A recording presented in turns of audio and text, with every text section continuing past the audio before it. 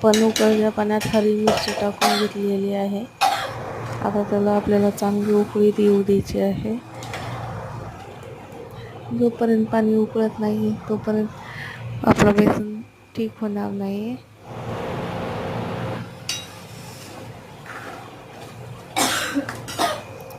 आपलं पाणी उकळलेलं आहे. आता त्यात आपल्याला थोडं थोडं करून बेसन टाकायचं आहे आणि हलक्याशा हातानं पूर्ण बेसन पाण्यात पसरवून घ्यायचं आहे. त्यामुळे आता मी पाण्यात बेसन टाकत आहे आणि हलक्या हाताने पूर्ण पाण्यात बेसन पसरवून घेत आहे. जेवढं आपण पाणी टाकलं त्याच्या मापानेच आपल्याला बेसन टाकायचं आहे. थोडंही बेसन जास्त करायचं नाही किंवा पातळ करायचं नाही. ना आपल्याला बेसन घट्ट करायचं आहे ना पातळ करायचं आहे.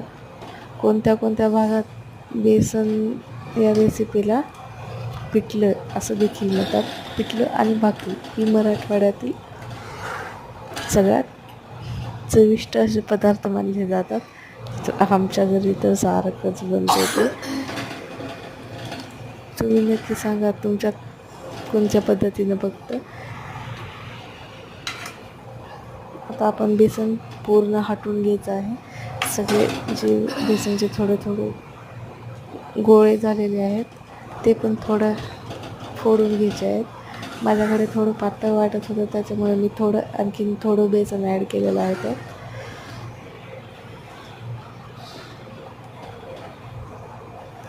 आता आपल्याला पूर्ण बेसन फोडायचं आहे. नीट हलवून घ्यायचं आहे. त्याच्यातील गोळे सगळे फोडायचे आहेत आणि त्याला उकळी येऊ द्यायची आहे. आपण आधी त्यात सगळं ॲड केलेलं आहे. हरी चटणी, मीठ, त्याच्यामुळं ते मस्तच लागेल. आपल्या बेसनला आता उकळी येत आहे आणि आपले बेसन तयार आहे.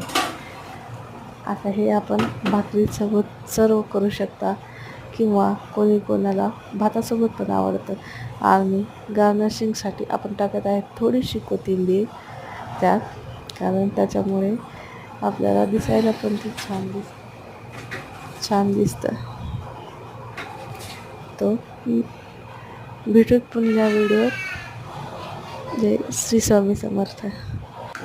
श्री स्वामी समर्थ मित्रांनो, शेअर करा, लाईक करा, सबस्क्राईब करा आणि आपल्या चॅनलला असंच पुढे जाऊ द्या. श्री स्वामी समर्थ.